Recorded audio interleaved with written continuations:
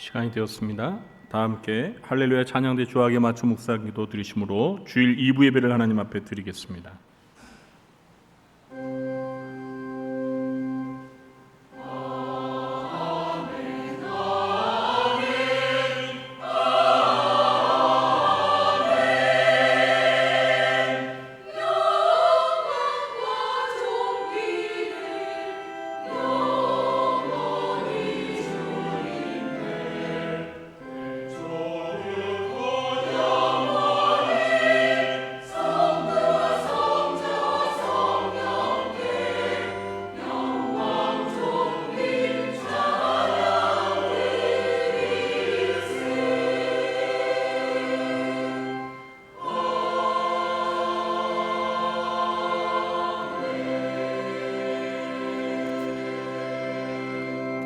여호와의 인자하심과 인생에게 행하신 기적으로 말미암아 그를 찬송할지로다.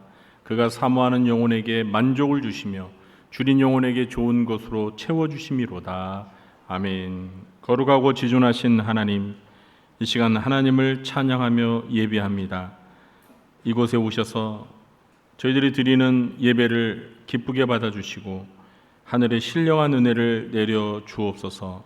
예수님의 이름으로 기도하옵나이다. 아멘. 모두 자리에 일어나시겠습니다.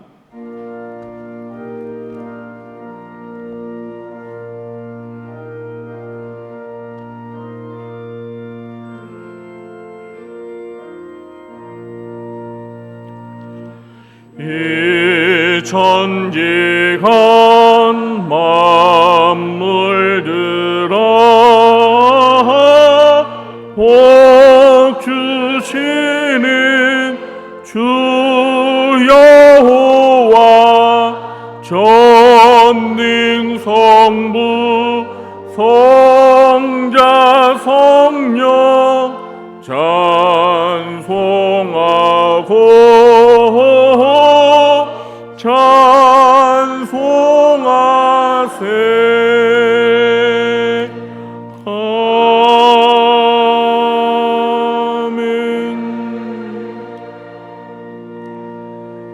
교동문 59번 시편 136편을 교도하겠습니다.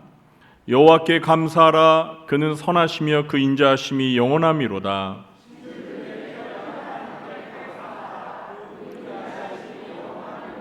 주들 중에 뛰어난 주께 감사하라. 그 인자하심이 영원함이로다.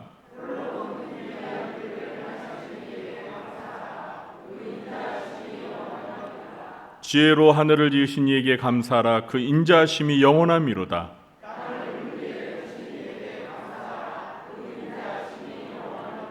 큰 빛들을 지으신 이에게 감사하라. 그 인자하심이 영원함이로다.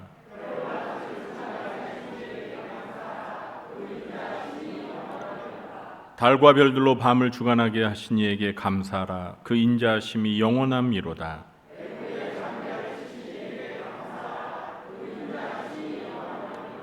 이스라엘을 그들 중에서 인도하여 내신 이에게 감사하라. 그 인자하심이 영원함이로다. 강한 손과 펴신 발로 인도하여 내신 이에게 감사하라. 그 인자하심이 영원함이로다. 아멘. 전능하사 천지를 만드신 하나님 아버지를 내가 믿사오며 그 외아들 우리 주 예수 그리스도를 믿사오니 이는 성령으로 잉태하사 동정녀 마리아에게 나시고 본디오 빌라도에게 고난을 받으사 십자가에 못 박혀 죽으시고 장사한 지 사흘 만에 죽은 자 가운데서 다시 살아나시며 하늘에 오르사 전능하신 하나님 우편에 앉아 계시다가 저리로서 산자와 죽은 자를 심판하러 오시리라. 성령을 믿사오며 거룩한 공예와 성도가 서로 교통하는 것과 죄를 사하여 주시는 것과 몸이 다시 사는 것과 영원히 사는 것을 믿사옵나이다. 아멘. 자리에 앉으시겠습니다.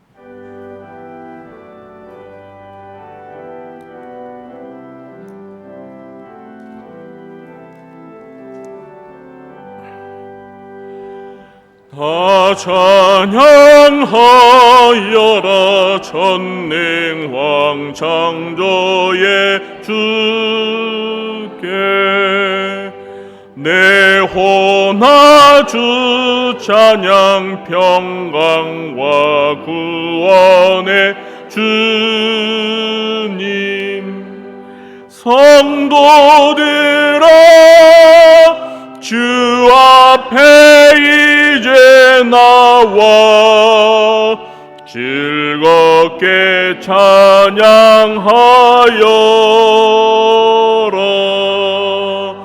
다 찬양하여라. 놀라운 만유의 주께 포근한 줄개미 늘 품어주시는 주님. 성도들아 주님의 뜻 안에서 내 소원 다 이루리라. 다 찬양하여라. 온 몸과 마음을 바쳐 이 세상 만물이 주 앞에 다 나와 찬양. 성도들아 기쁘게 소리 높여 영원히 찬양하여라.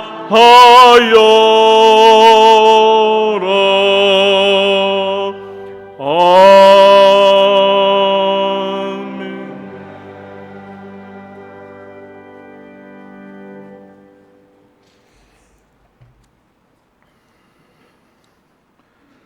거룩하시고 사랑과 은혜가 풍성하신 하나님 아버지, 이 뜨겁고 무더운 여름날이지만은 거룩하고 복된 주님의 날, 저희들을 인도하시고 하나님 아버지 앞에 나와 예배를 드릴 수 있도록 은혜 주심을 아버지시여 감사하옵나이다. 진리를 알지니 진리가 너희를 자유케 하리라. 예수님의 이 말씀이 저희들을 행복하게 합니다. 하나님의 진리를 깨달아 알아가는 것만으로도 우리의 인생은 시간이 모자라고 행복할 뿐이오며, 진리이신 주님과 이 세상을 함께 살아간다는 놀라운 일들이 오늘도 곳곳에서 나타나고 이루어지고 있음에 아버지 감사드리옵나이다. 하나님께서 지으신 바 된 우리 인간들은 저 위대하신 하나님의 사랑을 받고 자라나는 어린 순과 같고, 광활한 이 우주 공간에 하나의 티끌과도 같은 존재일 뿐이오나, 저희들은 겸손치 못하고 교만하여 때때로 대단한 양 자랑하며 다른 사람들을 비난하고 정죄하는 그러한 언행들이 얼마나 많은지요. 하나님 아버지, 정말 어리석기가 짝이 없는 저희들의 이러한 모습들을 불쌍히 여겨 주옵시며 긍휼과 자비를 베풀어 주시옵고, 예수님의 십자가의 보혈의 사랑으로 용서하여 주시기를 아버지 간절히 간구하옵나이다. 참으로 은혜 놓으신 하나님 아버지, 저희들이 전능하신 창조주 하나님의 자녀로 이 세상을 살아간다는 것이 정말 얼마나 크나큰 복인지를 생각하면서 순간순간 감격하며 하나님께 늘 항상 감사와 찬양을 올려드리나이다. 하나님께서는 우리의 믿음을 귀하게 보시고 기뻐하시오니, 비록 보잘것없는 작은 믿음이라 할지라도 우리의 믿음을 아버지시여 받아 주옵소서. 믿음의 조상 아브라함의 믿음처럼, 또한 성경에 나오는 많은 선조들의 그 믿음처럼 그러한 절대적인 믿음을 저희들에게 허락하여 주시기를 아버지 간절히 기도하옵나이다. 혹여라도 우리가 아무리 힘든 가운데 처해 있다 할지라도 우리와 함께 하시는 임마누엘의 하나님을 굳게 믿으며 아버지 앞에 정금과 같이 되어 나아갈 것을 믿는 믿음의 자녀가 되게 아버지 인도하시고 역사하여 주시옵소서. 감사하신 하나님 아버지, 여름 성경학교가 은혜 가운데 잘 마치게 해주심을 감사하오며 이제 다음 주에 청년부 수련회가 계획되어 있사오니 모든 일정들이 아버지의 은혜가 충만한 가운데 잘 진행되고 무사히 마쳐질 수 있도록 아버지 은혜를 베풀어 주시옵소서. 하나님 아버지, 이 시간 드려지는 이 예배를 아버지께서 기뻐 받으시오며 한량없는 하늘의 복을 내려주시기를 간절히 원하옵나이다. 이 예배를 위하여 준비한 할렐루야 찬양대를 비롯하여 여러 곳에서 묵묵히 충성하고 헌신하는 모든 주님의 일꾼들을 아버지 기억하여 주옵시며 각기 그들의 삶 가운데 하나님께서 베푸시는 평강의 복이 풍성하도록 채워 주시옵소서. 이 시간 말씀을 전하시는 담임 목사님께 함께 하옵시며 선포되어지는 말씀으로 아버지의 뜻을 깨달으며 감사와 은혜가 충만한 시간이 되게 하나님 아버지 역사하여 주시옵소서. 우리의 주님 예수 그리스도 이름으로 기도하옵나이다. 아멘.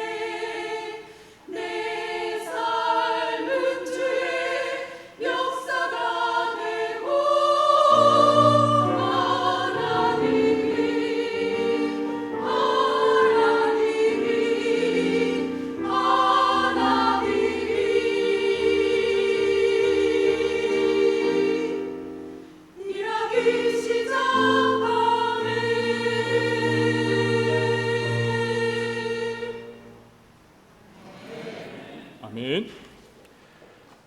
감사합니다. 교회 소식을 전해드리도록 하겠습니다. 올해 2023년 표는 이른 양을 찾으라입니다. 항상 표를 기억하고 표가 이루어질 수 있도록 이른 양을 찾는 일에 함께 협조해 주시기 바랍니다. 오늘 2부 예배 마친 후에는 본당에서 연합 전도회 원례가 있습니다. 각 전도회 회장님들께서는 꼭 참석해 주시기 바랍니다.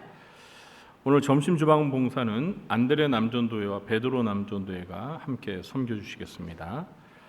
오늘 저녁 예배는 11, 12구역 헌신 예배로 드립니다. 해당되시는 구역원들은 꼭 빠짐없이 참석해 주시기 바랍니다. 오늘 첫 주일입니다. 그래서 저녁 예배 마친 후에 8월 정기 재직회가 있습니다.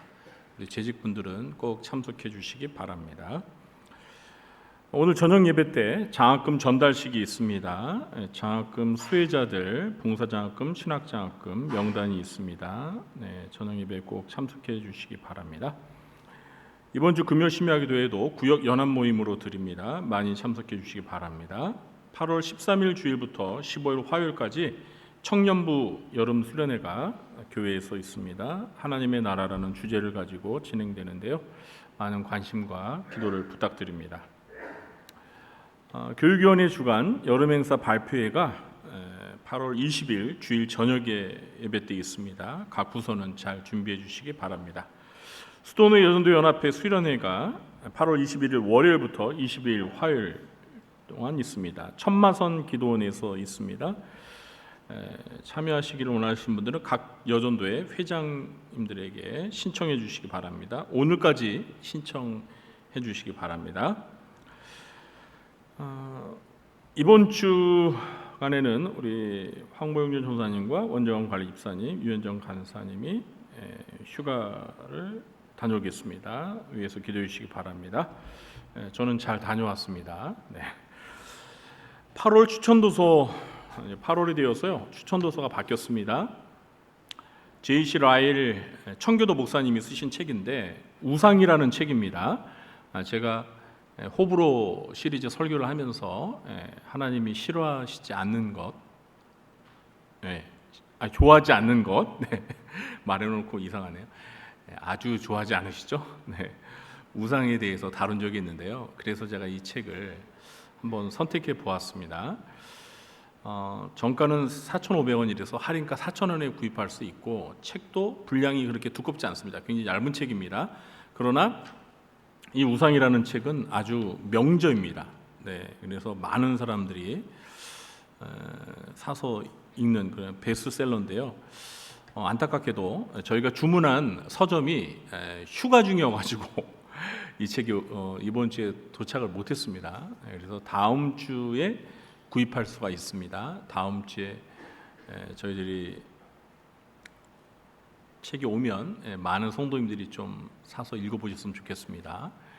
기왕이면 가격이 저렴하니까 한 두세 권 사셔서 주변에 있는 분들에게 선물하는 것도 좋을 것 같습니다. 매일 성경 7월 8월호도 준비되어 있습니다. 아직까지 구입하지 못하신 분들은 한 권당 1,000원밖에 안 되니까요. 구입하시기 바랍니다. 교우 동정란을 보시면 정중진 집사님, 정영희 집사님 부친이신 장로님께서 지난 주간에 하나님의 부르심을 받아서 장례가 있었습니다. 많이 위로해 주시고요. 또 장례를 마치고 또 오늘 점심 식사 때 또 감사 떡을 준비했다고 합니다. 맛있게 드시고 또 많이 위로해 주시기 바랍니다. 이번 주에 생일 맞으신 분들이 모두 8분이십니다. 진심으로 축하드립니다. 그리고 군복무 중인 우리 3명의 청년들 위해서 늘 관심 갖고 기도해 주시기 바랍니다. 드린 예물을 위해서 기도하도록 하겠습니다. 하나님 아버지, 오늘도 폭염 가운데 저희들이 하나님 앞에 예배를 드리러 나왔습니다. 저희들의 건강을 지켜주셔서 감사합니다. 오늘도 하나님께서 저희들에게 한결같이 베풀어 주신 그 은혜와 사랑과 축복을 기억하며 저희들이 하나님 앞에 저희들의 마음과 뜻과 정성을 모아서 예물을 바칩니다. 주정 헌금과 11조와 감사와 선교와 구제와 또 장학 헌금으로 그리고 꽃꽂이와 또 성미로 하나님 앞에 예물을 바치오니 하나님께서 기쁘게 받아주시고 이 예물들이 하나님의 나라와 또 하나님이 기뻐하시는 일들을 위해서 또 주님의 몸된 교회를 위해서 온전히 잘 쓰여지도록 함께해 주시옵소서.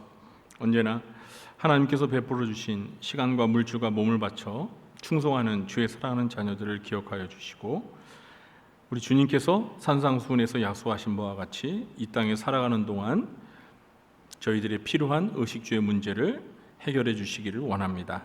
특별히 건강이 연약한 성도들이 있습니다. 하나님께서 속히 건강을 회복시켜 주시옵소서.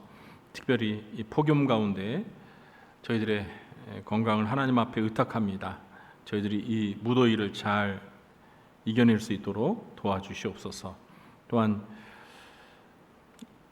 참으로 경제가 어려운 이때 하나님께서 우리 성도들의 생업과 또 직장을 지켜주셔서 저희들이 살아가는데 물질로 인해서 어려움을 당하지 않도록 하나님께서 도와주시옵소서.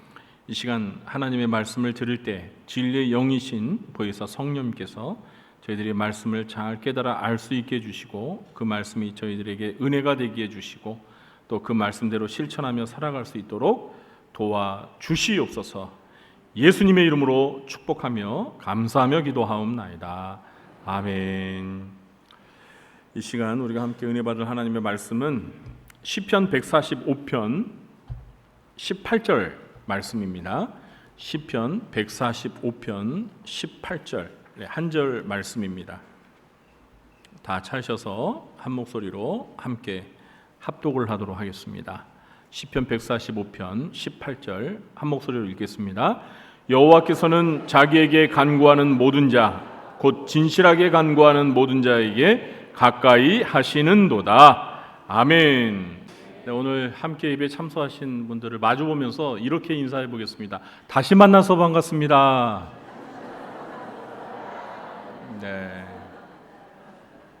네, 우리가 매주 이렇게 다시 만날 수 있다는 게 참 감사합니다. 다시 만나지 못하면 얼마나 서운하겠어요. 네. 다음 주도 다시 만나겠습니다. 네, 아멘. 네. 오늘은 호불호 시리즈 10번째 시간입니다. 하나님께서 좋아하시는 것을 살펴볼 시간인데요. 지난주에 우리가 거짓에 대해서 살펴보았습니다. 오늘은 반대로 진실이라는 주제를 가지고 말씀을 살펴보도록 하겠습니다.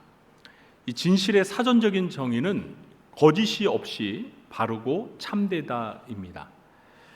거짓이 없이 바르고 참된 마음이 진실이기 때문에 저는 오늘 설교 제목에서 이 진실을 마음의 깨끗함 또는 마음의 순수함이라고 설명해 보았습니다. 진실은 인격적인 속성이라고 말할 수 있습니다. 이 진실이 객관적인 명제나 원리로 표현이 될 때 우리는 그것을 진리라고 부릅니다. 그래서 이 진실과 진리는 사실 똑같은 말입니다. 구약 성경에서 진실과 진리는 히브리어로 에메트라는 같은 단어입니다. 그러니까 진실이 진리고 진리가 진실입니다. 동의어입니다. 여러분은 마음이 깨끗하고 순수한 진실한 사람을 좋아하십니까? 네, 정말 좋아하십니까? 네, 여러분이 그런 사람이십니까? 자, 하나님도 진실한 사람을 좋아하실까요? 네, 맞습니다.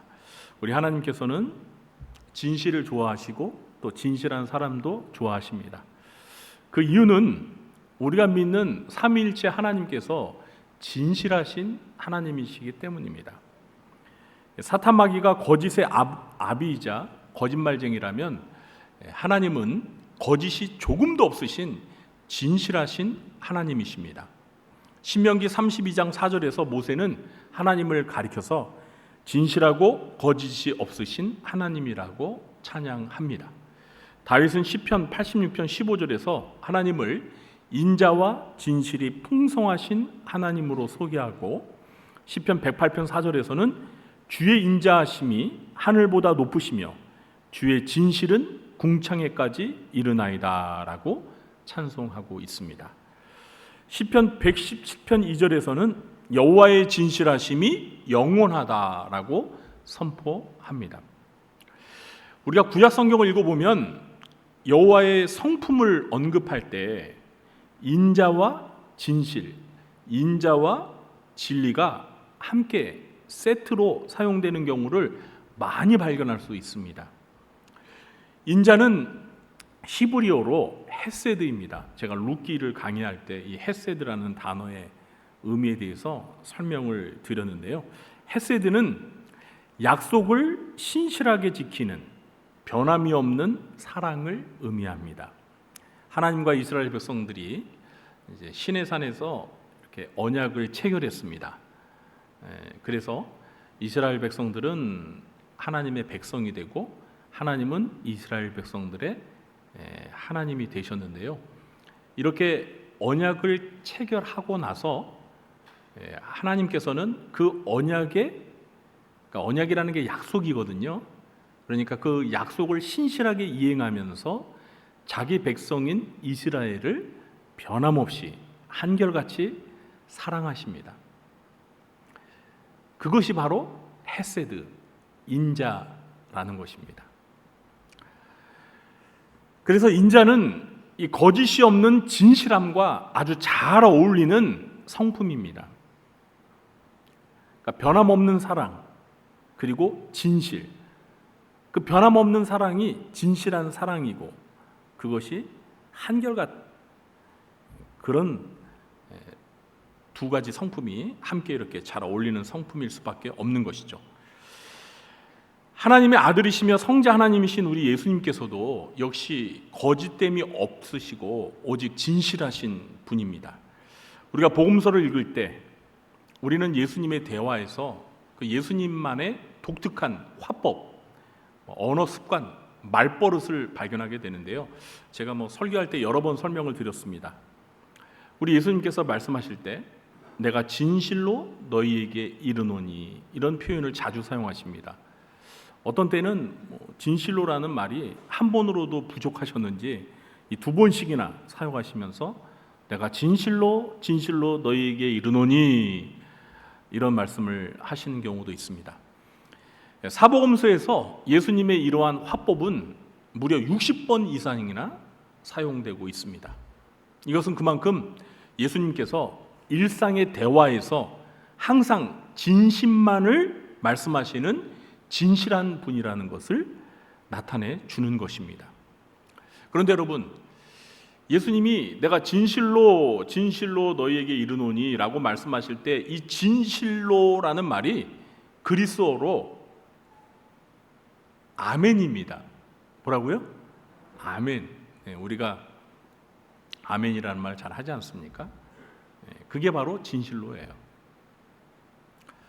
그래서 이렇게 말씀하실 때마다 아멘을 자주 많이 사용하시는 예수님에게 제가 별명을 붙여보았습니다.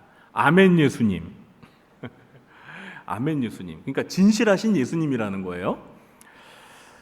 자, 실제로 요한계시록 3장 14절에 보면은요, 라오디게아 교회의 사자에게 예수님이 편지를 써 보내라고 하시는데 그때 예수님을 아멘이시오, 충성되고 참된 증인으로 소개하고 있습니다. 그러니까 제가 예수님에게 아멘 예수님이라고 이렇게 별명을 붙인 게 아니라 이미 성경에서 요한계시록에서 우리 예수님을 가리켜서 아멘이라고 부르고 있다는 것입니다. 그런데 우리 예수님만 아멘 예수님이 아니라 예수님을 믿는 우리 신자들 모두가 다 아멘 신자가 되어야 합니다. 아멘 목사가 되어야 하고 아멘 장로가 되어야 하고 아멘 권사, 아멘 집사, 아멘 성도가 되어야 한다는 거예요. 우리 모두가 진실한 신자가 되어야 된다는 것입니다. 우리 곁에 있는 분들을 마주보면서 이렇게 말해볼까요? 아멘 신자가 됩시다. 네. 그러니까 우리가 이렇게 말로만 아멘 하고 많은 게 아니라 우리 자신이 아멘이 되어야 되는 거예요. 예수님처럼. 예수님은 이렇게 말씀하실 때마다 아멘 아멘이라는 말을 자주 하셨지만 우리 예수님은 그렇게 말씀하신 대로 거짓이 없이 진실하신 분이에요. 그래서 아멘 예수님이라고 해도 전혀 손색이 없습니다. 우리들도 아멘 하고 우리 이름을 대어도 어색하지 않도록 그렇게 진실한 사람이 되시길 예수님의 이름으로 축원합니다. 이사야 선자는 이사야서 53장 9절에서 고난받는 종으로 오실 예수 그리스도를 소개하면서 그의 입에는 거짓이 없다라고 예언을 했습니다. 예수님이 거짓말을 안 하시고 진실만을 말하시는 분이라는 것입니다. 요한계시록 19장 11절에서는 이 거짓의 세력인 적그리스도와 거짓 선자들과 싸우시는 백마를 타신 예수님의 이름을 소개하고 있는데요. 충신과 진실이라고 말하고 있습니다. 그러니까 우리 예수님의 이름이 진실이라는 거예요. 성경에는요, 그 이름을 가진 사람의 인격을 나타냅니다. 그러니까 이름과 그 이름의 주인공인 그 사람은 같다는 거죠. 그래서 우리가 참 이름을 잘 줘야 합니다. 사람은 그 이름대로 되는 거예요. 예수님의 이름의 뜻이 뭐예요? 그가 자기 백성을 구원할 자잖아요. 죄에서 구원할 자. 그 이름대로 예수님께서는 우리를 죄에서 구원하셨어요. 예수님이 진실이라는 거예요. 그 이름처럼 우리 예수님은 진실하신 분이라는 것입니다. 하나님의 영이신 성령께서도 진실하십니다. 예수님께서는 요한복음 15장과 16장에서 보혜사이신 성령님을 가리켜 진리의 성령이라고 소개하면서 진리의 성령이 오시면 그가 너희를 모든 진리 가운데로 인도하실 것이라고 말씀하셨습니다. 그러므로 진실하시면서 진리이신 삼위일체 하나님께서 진실을 좋아하실 수밖에 없는 것은 너무나 당연하고 자연스러운 것입니다. 사도 바울은 에베소서 5장 9절에서 빛의 열매는 모든 착함과 의로움과 진실함에 있느니라 라고 말하고 있습니다. 빛이신 하나님을 믿는 빛의 자녀들인 신자들은 삶에서 착함과 의로움과 진실함이라는 빛의 열매를 맺어야 한다는 말입니다. 그럼 빛의 자녀들로서 우리 신자들은 삶 속에서 구체적으로 어떻게 진실함의 열매를 맺어야 할까요? 첫째, 진실한 증인이 되어야 합니다. 진실한 증인이 되어야 합니다. 잠언 14장 25절에 보면 진실한 증인은 사람의 생명을 구원하여도 거짓말을 뱉는 사람은 속이느니라. 진실한 증인은 사람의 생명을 구원한대요. 이 고대 사회에서는요, 법정에서 진실을 가릴 때 이 증인의 증언이 거의 절대적이었습니다. 오늘날에는 CCTV 또는 과학적 수사 그리고 거짓말 탐지기 등 진실을 규명하는 방법들이 매우 다양합니다. 그런데 고대 사회에서는요, 이런 것들이 전혀 없었기 때문에 목격자인 증인의 증언이 재판에 지대한 영향을 미칠 수밖에 없었습니다. 그러니까 증인의 증언에 따라 사람이 죽을 수도 있고 살 수도 있었습니다. 그래서 법정에서 증인은 진실만을 말해야 합니다. 진실한 증인은 사람의 생명을 구원한다. 이 말은 정말 사실입니다. 자, 그런데 오늘날 우리가 사는 한번 현실을 들여다보시기 바랍니다. 어떻습니까? 법정에서 증인들이 진실한 증언을 하는 것 같습니까? 네? 왜 법정에서 다투는 사람들이 왜 말이 다르죠? 왜 서로 주장하는 것이 다르죠? 그것은 그만큼 누군가는 거짓을 말하고 있다는 거죠. 진실을 말한다면 서로 입이 이렇게 맞을 거 아니에요. 그런데 서로 다른다는 것은 누군가는 진실을 말하지 않고 거짓을 말한다는 거예요. 자신과의 이해관계에 따라 진실과 거리가 먼 거짓된 증언을 하는 경우가 많다는 것입니다. 물론 우리가 일상에서 법정에 서서 증언을 하는 증인이 되는 경우는 별로 흔하지 않습니다. 그러나 우리 신자들은 그렇게 증인으로서 증언을 할 때에는 거짓됨 없이 진실만을 말해야 합니다. 두 번째, 진실하게 재판해야 합니다. 첫 번째도 진실한 증언, 두 번째는 진실한 재판. 스가랴 7장 9절에 보니까요, 만군의 여호와가 이같이 말씀하여 이르시기를, 지금 하나님이 하시는 말씀이에요. 너희는 진실한 재판을 행하며 서로 인애와 긍휼을 베풀며. 진실한 재판을 행하라고 하나님께서 말씀하십니다. 우리 교회에 법조계에 종사하시는 분이 계신가요? 제가 알기로는 없는 것으로 아는데요. 제가 전에 사역을 했던 교회가 있었던 그 광주라는 곳에 광주 동명교회라고 있습니다. 혹시 광주 지역에 대해서 좀 잘 아시는 분들은 이 동명교회를 잘 아실 겁니다. 유명한 교회입니다.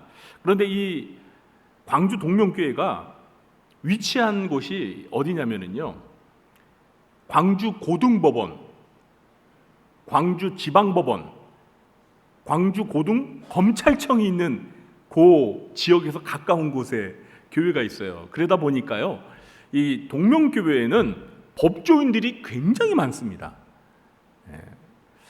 제가 있었던 그 광주 중앙교회라고 역사가 100년이 훌쩍 넘는 교회인데, 그 교회에는 또 의사분들이 이렇게 많아요. 의사 선생님들이 굉장히 많았습니다. 제가 맡고 있는 교구에서도 지금 이렇게 얼핏 생각만 해도 5분의 의사 선생님들이 저희 교구 안에 있었어요.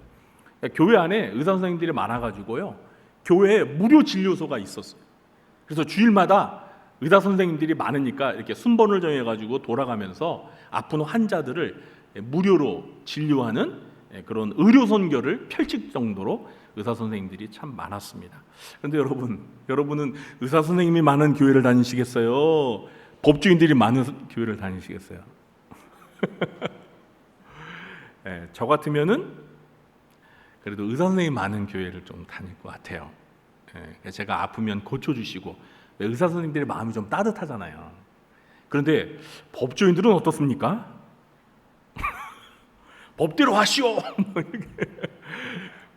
좀 이렇게 찰 것 같지 않아요? 냉정할 것 같지 않아요? 그런데 그 광주 동명교회는 이 법조인들이 많다 보니까 좀 정의로운 교회, 의로운 교회. 그러니까 그 교회는 뭔가 거짓이 없는 진실된 사람들만 있을 것 같은 그런 기대감이 가는 교회입니다. 그렇습니다. 이 재판에 관여하는 법조인들에게 가장 중요한 것은 진실입니다. 재판에 거짓이 개입되는 순간 재판 결과는 신뢰할 수가 없습니다. 하나님께서는 진실한 재판을 하라고 명령하십니다. 하나님은 우리가 사는 세상에 정의가 실현되는 일에 지대한 관심을 가지고 계십니다. 여러분, 하나님은요, 그냥 죄인들이 예수님 믿고 구원받는 것만 관심을 가지시는 분이 아니에요. 우리가 살고 있는 이 세상에 공의가 실현되는, 정의가 실현되는, 물론 불쌍한 사람들을 긍휼하게 여기고 그들에게 인자를 베푸는 일에도 관심이 있으세요. 이렇게 우리 사회가 정말 인간답게 살 수 있는 그런 세상을 만드는 것, 그러기 위해서 우리 그리스도인들이 세상에 소금이 되고 빛이 되는 이것을 매우 중요하게 생각하십니다. 그러니까 우리가 전도하는 것도 열심히 해야 되지만, 이렇게 사회 정의를 실현하는 일에도 우리가 깊은 관심을 가져야 되는데, 특히 법조인들은 재판에 거짓됨이 없이 진실한 재판을 하도록 힘을 써야 한다는 것입니다. 그래야 진실한 재판이 이루어질 때 억울한 사람이 안 생기는 거예요. 여러분 어떠십니까? 오늘날 우리 사회에 재판이 공정하게 잘 이루어지는 것 같습니까? 물론 그런 재판도 있지만 어떤 재판의 결과는 우리가 선뜻 좀 수용하기에 좀 무리가 되는 그런 결과들도 있는 것 같죠? 그것은 재판이 진실되게 거짓됨 없이 이루어졌다고 볼 수가 없는 거죠. 세 번째, 진실함으로 하나님을 섬겨야 합니다. 여호수아서 24장 14절에 보니까요. 그러므로 이제는 여호와를 경외하며 온전함과 진실함으로 그를 섬기라. 너희의 조상들이 강 저쪽과 애굽에서 섬기던 신들을 치워버리고 여호와만 섬기라. 여호와를 섬겨야 되는데 진실함으로 섬기래요. 사무엘상 12장 24절입니다. 너희는 여호와께서 너희를 위하여 행하신 그 큰 일을 생각하여 오직 그를 경외하며, 그러니까 두려워하며 너희의 마음을 다하여 진실이 섬기라. 여러분, 하나님을 진실하게 섬긴다는 말이 무슨 뜻일까요? 이스라엘 백성들은 시내산에서 여호와 하나님과 언약을 맺고 여호와 하나님 한 분만을 섬기기로 약속을 했습니다. 하나님과 약속을 했어요. 자, 약속을 했으면 어떻게 해야 돼요? 그렇죠. 잘 지켜야 되죠. 그런데 이스라엘 백성이 그 약속을 잘 지켰나요?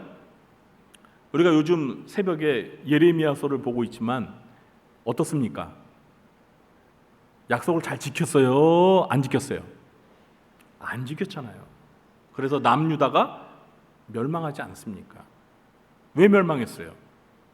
여호와 하나님 한 분만을 섬겨야 되는데 섬긴다고 약속해놓고 하나님이 아닌 우상 신들을 섬겼잖아요. 하나님이 그토록 싫어하시는 가증한 우상 숭배의 죄를 짓다가 결국 남유다가 망하고 말게 됩니다. 그러니까 하나님에게는 하나님만을 섬기겠다라고 말해놓고서 우상을 섬겼으니까 진실하게 섬긴 거예요? 아닌 거예요? 아닌 거죠. 하나님께 거짓말을 한 거죠.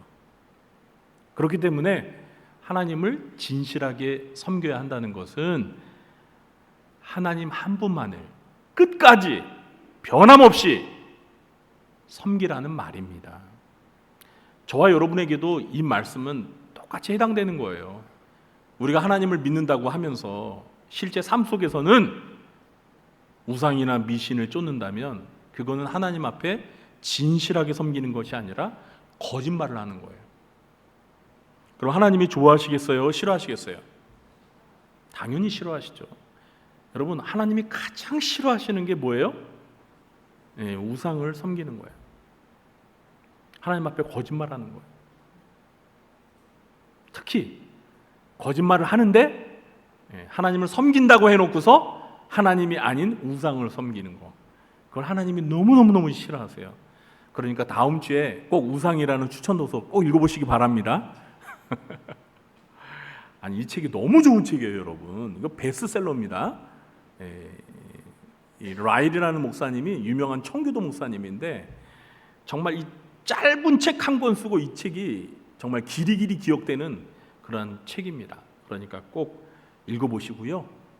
우상 숭배하지 마시고 하나님 앞에 진실되게 오직 하나님만 평생도록 섬기시는 저와 여러분 되시길 예수님의 이름으로 축원합니다.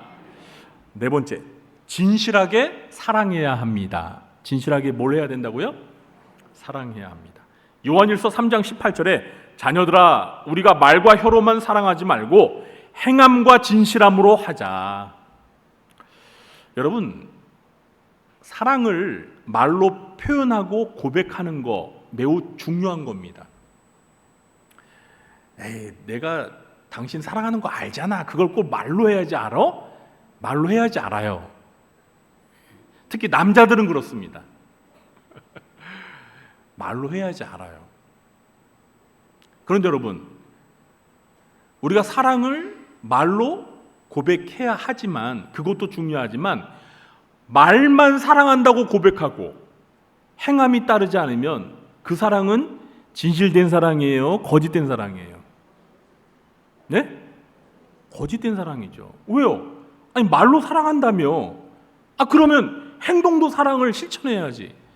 말만 해놓고 행동으로 사랑을 보여주지 않는다면 그게 어떻게 진실된 사랑이에요? 거짓된 사랑이죠. 그러므로 우리 신자들은 말로도 사랑한다고 고백해야 하지만 행함으로 사랑을 실천해야 돼요. 그래서 행함과 진실함으로 사랑하자라고 사랑의 사도 요한이 말하고 있는 것입니다. 우리 신자들은 이렇게 사랑을 행동으로 실천하는 진실한 사랑을 먼저 가정 안에서, 그리고 교회 안에서, 그리고 사회에서도 실천하며 사시길 예수님의 이름으로 축원합니다. 그런 의미에서 우리 곁에 계신 분에게 이렇게 말해보겠습니다. 행함과 진실함으로 사랑합시다. 네, 분명히 말씀하셨습니다. 다섯 번째, 진실을 말해야 합니다. 에베소서 4장 25절에 그런즉 거짓을 버리고 각각 그 이웃과 더불어 참된 것을 말하라. 참된 것을 말하라는 것은 진실을 말하는 겁니다. 미국의 어느 대학에서 사람들이 하루 동안 거짓말을 얼마나 하는지 실제로 실험을 한 적이 있습니다. 그런데 그 결과는 충격적이었습니다. 여러분, 사람들이 보통 살아가면서 하루 동안 거짓말을 몇 번이나 할 것 같습니까? 우리는 이렇게 딱 생각할 때 한 10번 정도 할까? 많이 하면 한 20번 정도? 그 이상은 안 하겠지라고 생각을 하시죠? 저만 그렇게 생각하나요? 그런데 이 실험 결과는 어떻게 나왔냐면 하루 동안 200번 거짓말을 한대요. 몇 번이요? 두 번이 아니라 20번도 아니라 200번 정도 한대요. 200번 정도. 물론 이건 이제 미국에서 한 실험 결과입니다. 근데 우리 한국에서 실험을 하면 이거보다 더 많이 나올까요? 적게 나올까요? 저는 그것이 궁금합니다. 근데 여러분, 이게 200번 이상 우리가 거짓말을 한다면요, 이걸 시간으로 이렇게 평균 나눠보면 7분에 한 번 꼴 거짓말하는 거예요. 7분에 한 번 꼴. 여러분, 시간 재면서 7분마다 하는 말은 거짓말일 가능성이 높아요. 어떻습니까, 여러분? 사람들이 거짓말 많이 하는 것 같아요? 적게 하는 것 같아요? 많이 하는 거예요. 그냥 7분에 한 번꼴로 거짓말을 한다면 이건 그냥 습관적으로 거짓말을 하는 거죠. 일상의 언어가 그냥 거짓말인 거예요. 모르겠습니다. 미국 사람들은 그런 것 같은데 우리 한국 사람들은 제발 그렇지 않기를 바랍니다. 그런데 여러분, 우리 신자들은요, 이렇게 거짓말을 많이 하면 안 돼요. 우리 그리스도인들은 진실만을 말해야 돼요. 우리 예수님처럼 아멘, 아멘. 정말 우리가 진실한 사람이라면요, 어쩌다 거짓말 한 번 했을 때 정말 양심의 가책이 되어서 막 괴로워야 돼요. 여러분 어떠십니까? 그러십니까? 아니면 그런 적이 옛날 과거의 일입니까? 아니 그렇잖아요. 우리 정말 그런 때가 있었잖아요. 어쩌다가 거짓말을 했는데 막 그게 마음에 막 찔리는 거예요. 어떡하지? 내가 왜 그 순간 거짓말을 했지? 내가 거짓말했다고 그 사람한테 솔직하게 말할까? 막 이러면서 막 괴로워하잖아요. 근데 언제부턴가 그냥 거짓말을 해도 그게 거짓말인지 몰라. 우리가 지난주에 살펴보았잖아요. 이 거짓이 진실을 가장한 사기라고 했잖아요. 그러니까 너무나 거짓말을 진짜처럼 그렇게 말을 하는 이런 세상에 살고 있는 거예요, 여러분. 그런데 우리 하나님을 믿는, 진실하신 하나님을 믿는 우리 신자들은 우리 언어 생활에서 거짓말을 하지 말아야 돼요. 진실만을 말하도록 힘써야 합니다. 마지막으로 진실한 자에게 주어지는 복에 대해서 말씀을 드리려고 합니다. 첫째, 하나님께서 진실한 자를 보호하십니다. 어떻게 하신다고요? 진실한 자를 보호하세요. 시편 31편 23절입니다. 너희 모든 성도들아 여호와를 사랑하라. 여호와께서 진실한 자를 보호하시고 교만하게 행하는 자에게 엄중히 갚으시느니라. 하나님께서 진실한 자를 보호하신대요. 하나님께서 진실한 자를 보호하시는 실제 예는 성경에서 우리가 얼마든지 찾아볼 수 있는데 가장 대표적인 예가 다니엘입니다. 누구라고요? 다니엘. 여러분, 다니엘은 얼마나 진실한 사람이었습니까? 왕에게 진실을 떼고 충성스러운 신하였습니다. 그러나 그런 다니엘을 모함하는 정적들에 의해서 다니엘은 사자굴 속에 들어갔습니다. 어디에 들어갔다고요? 여러분, 사자굴 속에 들어가면 어떻게 될까요? 사자밥이 되는 거죠. 사자 먹이가 되는 거죠. 그런데 다니엘은 사자굴 속에 들어갔을 때 어떻게 됐어요? 사자밥이 되지 않았습니다. 왜요? 하나님께서 천사를 보내셔서 사자의 입을 다 막아주셨어요. 왜요? 진실하니까. 하나님 앞에서도 진실하고 사람 앞에서도 한결같이 거짓됨이 없이 진실하니까 하나님께서 다니엘을 보호해 주신 거예요. 여러분, 요셉도 마찬가지예요. 여러분, 성경의 요셉은 정말 거짓됨이 없는 사람이에요. 요셉은 정말 예수님을 닮은 사람이에요. 그런 요셉이 애굽의 노예로 팔려갔을 때 그 보디발 장군의 아내가 흑심을 품고 이 요셉에게 접근했다가 자기의 요구를 들어주지 않으니까 자기를 강간하려고 했다고 누명을 씌워가지고 요셉이 어디에 들어가게 됐어요? 감옥에 갔잖아요. 누명을 쓰고 감옥에 갔잖아요. 그런데 하나님께서 어떻게 하셨어요? 그 감옥 속에 갇힌 요셉과 함께 하셔서 요셉을 감옥에서 꺼내주셨는데 꺼내셔가지고 어떻게 하셨어요? 애굽의 총리를 만들어 놓으셨어요. 할렐루야. 애굽의 노예가 애굽의 총리가 되었다니까요. 이게 가능한 일이에요? 어떻게 불가능한 일이 가능할 수가 있었어요?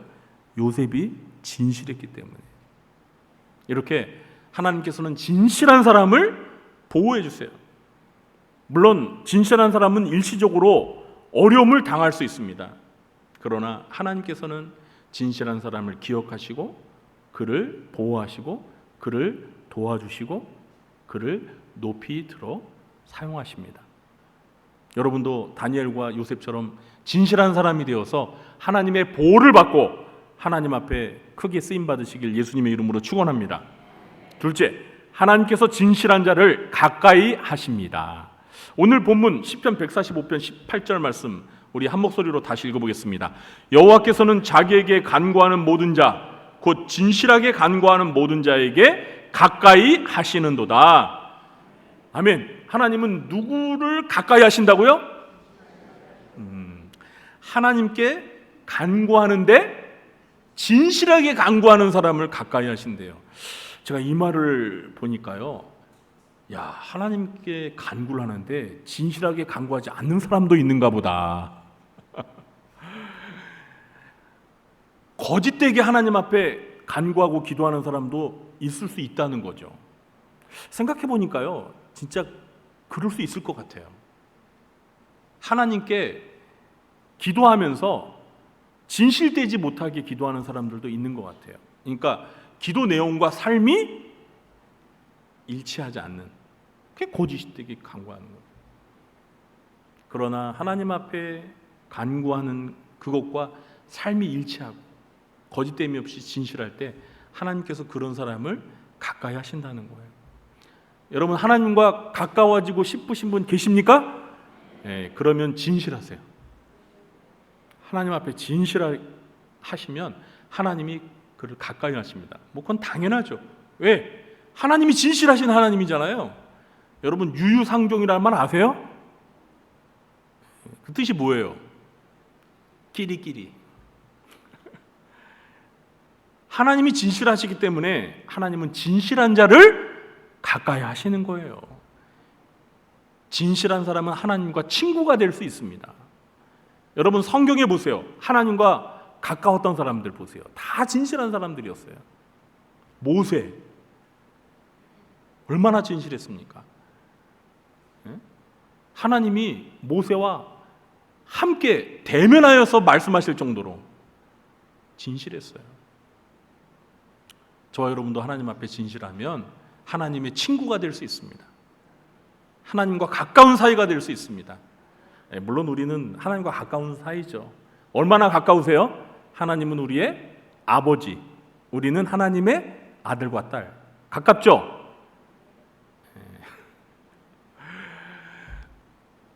그런데 우리가 하나님과 이렇게 부모와 자식 지간이지만 관계는 그런데 실제 삶 속에서 그렇게 가까운 사이냐는 거예요.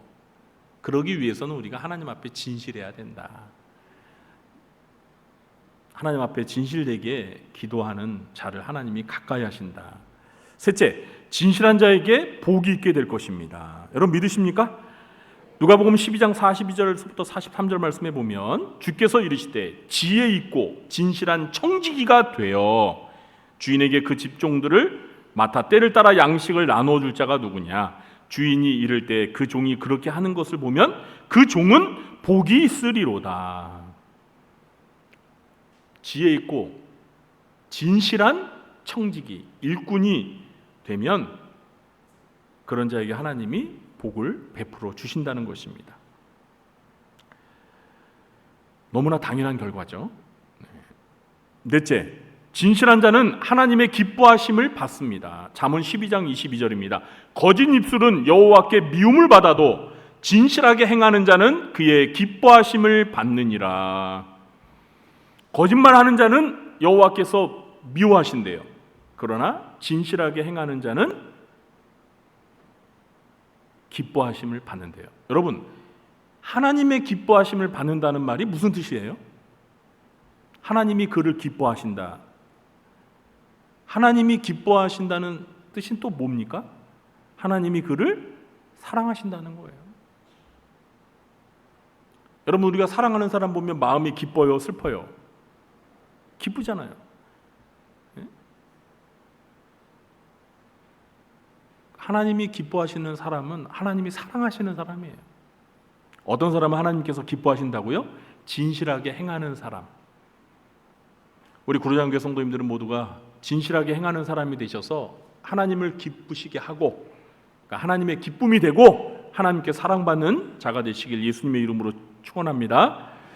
다섯 번째, 진실한 자들이 최후의 승자가 될 것입니다. 요한계시록 17장 14절에 보면요, 그들이 어린 양과 더불어 싸우려니와 어린 양은 만주의 주시오 만왕의 왕이심으로 그들을 이기실 터이요, 또 그와 함께 있는 자들 곧 부르심을 받고 택하심을 받은 진실한 자들도 이기리로다. 어린 양이신 예수님, 만왕의 왕이시고 만주의 주님이신 이 예수님이 이 요한계시록 17장에 나오는 건 이제 적그리스도의 세력들과 전쟁을 한다는 것인데, 그 거짓된 적그리스도의 세력들과 전쟁을 해서 우리 예수님이 이긴다는 건 너무나 당연하죠.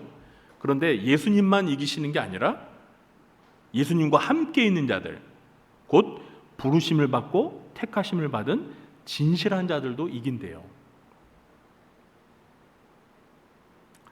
여러분, 거짓을 이기는 힘은 진실에서 나오는 줄 믿으시기 바랍니다. 우리 구리중앙교회 성도님들은 항상 진실하셔서 이 거짓된 세상에서 최후의 승자가 되시길 예수님의 이름으로 축원합니다. 이제 말씀을 맺겠습니다. 요즘 시대에 사람이 진실하다 그러면 그게 칭찬입니까? 욕입니까? 우리 교회에서 그런 말 하면 그건 칭찬이죠. 근데 세상에서, 세상 사람들이 그렇게 말을 하면 그게 칭찬으로만 들려요? 누가 말하느냐에 따라 다를 수도 있겠죠.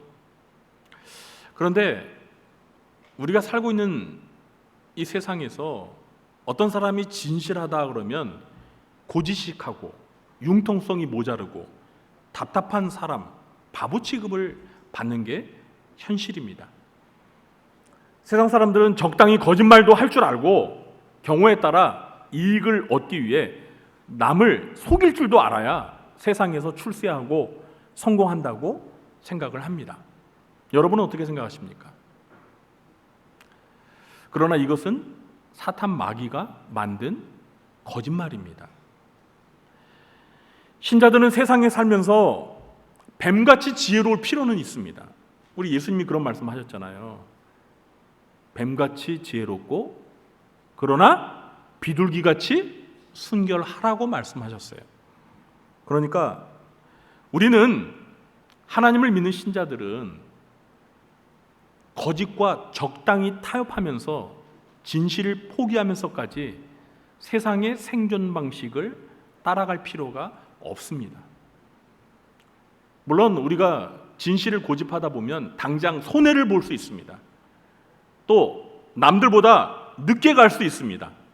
그러나 우리가 끝까지 인내하면서 진실하게 되면 결국 진실한 사람이 빛을 발하게 되는 날이 반드시 오게 되어 있습니다. 여러분 믿으십니까? 여러분 아무리 악하고 타락한 세상이라도요, 진실한 사람은 반드시 빛을 발하는 순간이 찾아오게 돼 있어요. 그런데 그게 당장 찾아오지 않으니까 사람들이 끝까지 인내하지 못하고 어떻게 해요? 거짓과 타협하는 거예요. 왜? 아니 거짓과 타협하면 당장 우리가 얻는 것을 얻는 것 같아요. 그러니까 어려운 길로 가지 않고 자꾸 쉬운 길로 가려고 하는 거예요. 근데 여러분, 제가 지난주에도 말씀드렸지만 거짓은 반드시 어떻게 돼요? 탄로가 나게 돼 있어요. 거짓은 반드시 밝혀집니다. 그리고 아무리 세상이 악해도요, 사람들은 거짓된 사람보다 진실한 사람을 좋아합니다. 여러분, 이 조직폭력배 가운데 보수가 제일 좋아하는 사람이 어떤 사람 같아요? 네? 진실한 사람을 좋아해요. 너무 아이러니하죠? 조직폭력배의 그 보수가 가장 아끼고 신뢰하는 사람은 자기 앞에서만큼은 진실한 사람을 가장 신뢰하는 거예요. 믿을 수 있는 사람, 그런 사람을 신뢰하는 거예요. 그러므로 여러분, 우리가 세상을 살아가면서 거짓과 타협하면서 살면 빨리 성공할 수 있고 출세할 수 있을 것 같다 생각할지 모르지만 물론 그럴 수 있어요. 그러나 그건 오래가지 않습니다. 절대 오래가지 못해요. 때로는 여러분, 늦게 가는 것이, 바르게 가는 것이 하나님 보시기에 기쁨이 되는 줄 믿으시기 바랍니다. 우리가 진실하면은요, 다니엘처럼 요셉처럼 하나님이 세상 가운데서 그런 사람들을 높이 들어 사용하십니다. 문제는 우리가 인내해야 돼요. 시간이 걸리니까 참고 인내하면서 그렇게 우리가 진실을 꼭 붙들게 되면 이 거짓이 난무하는 세상에서 진실하신 하나님 앞에 귀하게 쓰임을 받아서 하나님의 기쁨이 되는 그런 행복한 인생을 살 수가 있습니다. 우리 구주한교 성도님들은 오늘 말씀을 마음에 깊이 새기면서 끝까지 마음이 깨끗하고 진실한 자가 되셔서 하나님의 기쁨이 되시고 또 하나님이 주시는 복을 누리시면서 최후의 승자가 되시길 예수님의 이름으로 축원합니다. 기도하겠습니다. 하나님, 오늘은 하나님이 좋아하시는 진실에 대해서 말씀을 나누었습니다. 하나님, 저희들은 진실하신 하나님을 믿는 하나님의 자녀들로서 마땅히 진실해야 하지만 솔직히 현실의 삶 속에서는 진실하지 못하고 거짓과 타협할 때가 있습니다. 주여, 용서하여 주옵소서. 하나님, 저희들이 이 세상을 살아갈 때 거짓 앞에서 비굴하지 않게 해 주시옵소서. 끝까지 진실을 붙들며 진실한 자가 되어서 결국은 진실한 자가 세상을 이기고 승리한다는 것을 저희들이 삶 가운데서 체험하며 살게 해 주시옵소서. 예수님의 이름으로 감사하며 기도하옵나이다. 아멘. 모두 자리에 일어나시겠습니다. 찬송가 321장 찬송하신 후에 축도로 예배를 마치겠습니다.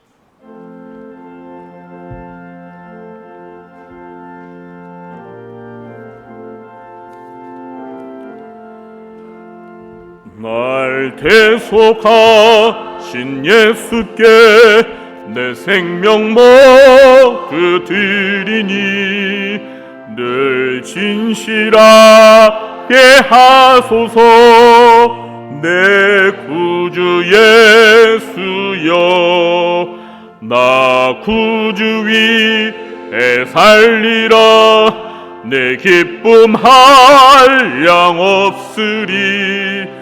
내 갈 길이 놓아소서.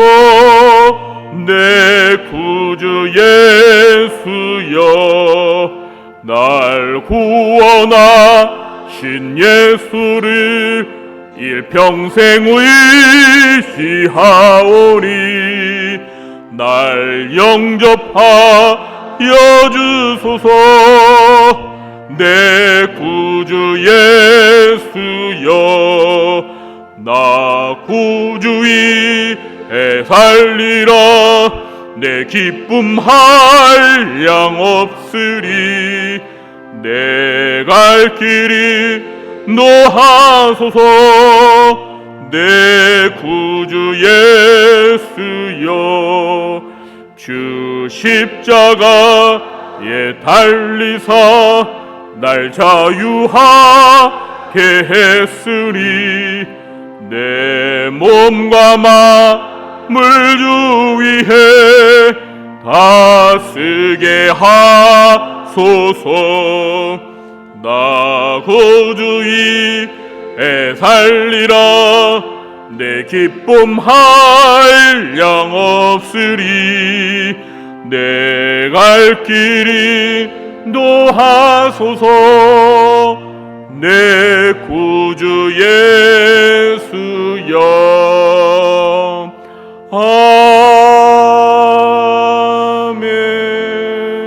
아멘.